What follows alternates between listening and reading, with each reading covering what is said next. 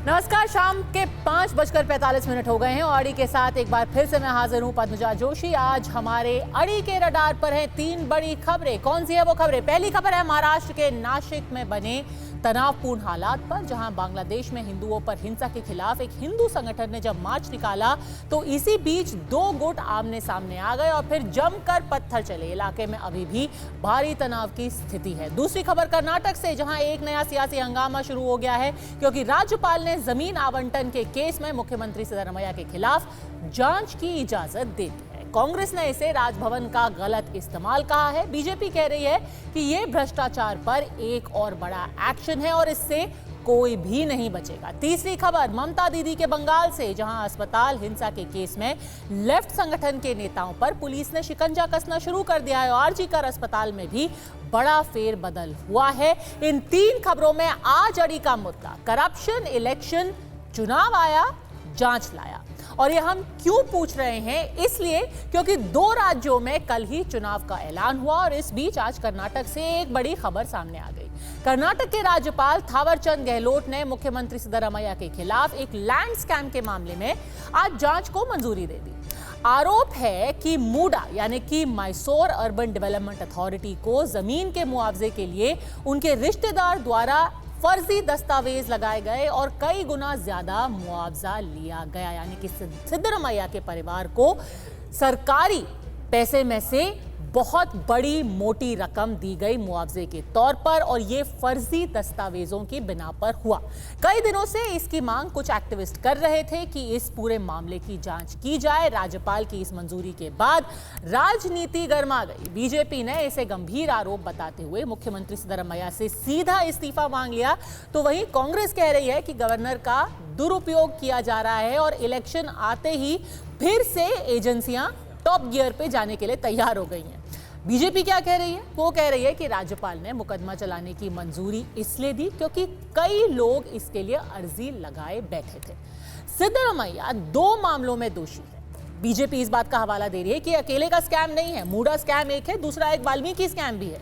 तो कांग्रेस ये कह रही है कि जहां जहां बीजेपी की सरकार नहीं है वहां जांच एजेंसियों का दुरुपयोग करके मुख्यमंत्रियों को टारगेट किया जा रहा है। Entire party and the government will stand by my chief minister. He has not done anything wrong. It is a political motivated issue which has been done. So we are going to agitate. We are going to the law. We are going to the courts. We will take all legal remedies. There is no illegal activities has been done. आप सोच के देखिए, इनका कोई 50 करोड़ 100 करोड़ का घोटाला होता नहीं है, उतनी की तो ये कॉफी पी जाते हैं। इनका घोटाला सब कुछ 4000 5000 करोड़ का ही होता है।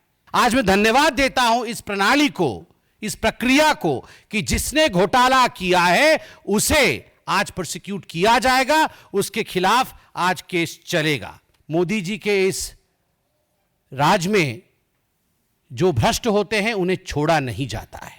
89 करोड़ का करप्शन हो गया, ऐसे खुद सिद्धरामैया ने मान लिया है।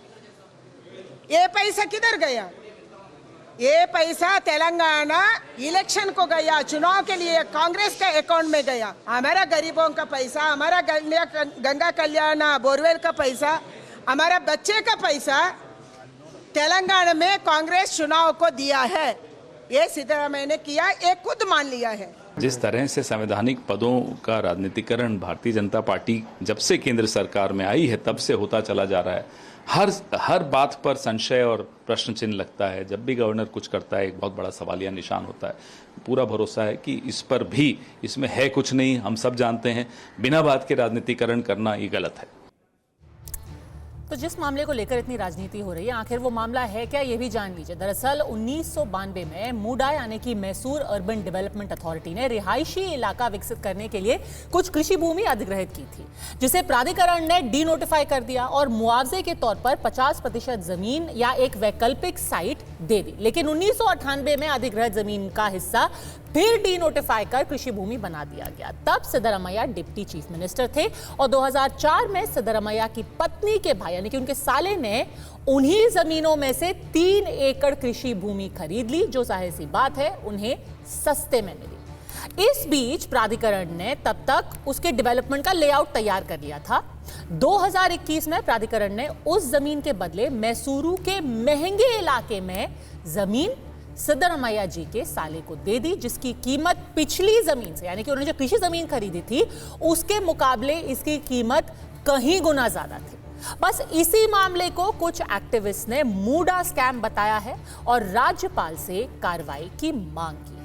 तो अब इस सब के बीच जब लोकसभा चुनाव के बाद एक बार फिर से चुनावी सीजन आ गया है और उसके बीच एक कांग्रेस शासित राज्य के मुख्यमंत्री के खिलाफ कार्रवाई को लेकर सियासत पर सवाल खड़े हुए हैं, तो पद्मजा के प्रश्न आज है, क्या गवर्नर के पद का सच में दुरुपयोग करके गैर बीजेपी मुख्यमंत्री को टारगेट पे लिया जा रहा है? क्या भ्रष्टाचार के खिलाफ कार्रवाई को राजनीतिक रंग दिया जा रहा है?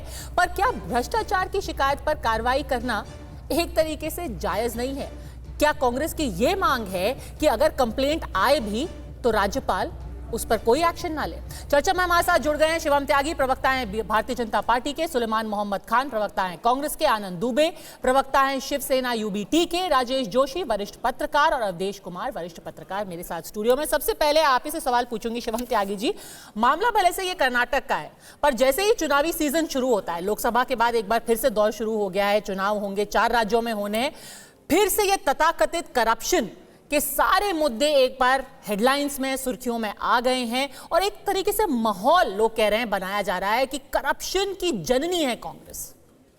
पद्मजा जी, इस देश में चुनाव तो लगातार चलते ही रहते हैं। आदरणीय प्रधानमंत्री जी ये भी कहते हैं कि एक देश एक चुनाव कर लीजिए, उस पर भी कोई अग्री नहीं करता, लेकिन चुनाव अगर है तो इसका मतलब ये नहीं है कि करप्शन के केसेस में इन्वेस्टिगेशन ना हो। ऐसा नहीं हो सकता है, आपको इन्वेस्टिगेट करना ही पड़ेगा। अब से 2 महीने पहले लोकसभा के चुनाव थे, अगर ये चुनाव खत्म होते हैं उसके बाद बिहार चुनाव है, उसके बाद दिल्ली चुनाव है, उसके बाद उत्तर प्रदेश चुनाव है, फिर 5 साल होने के बाद लोकसभा आ जाएगा।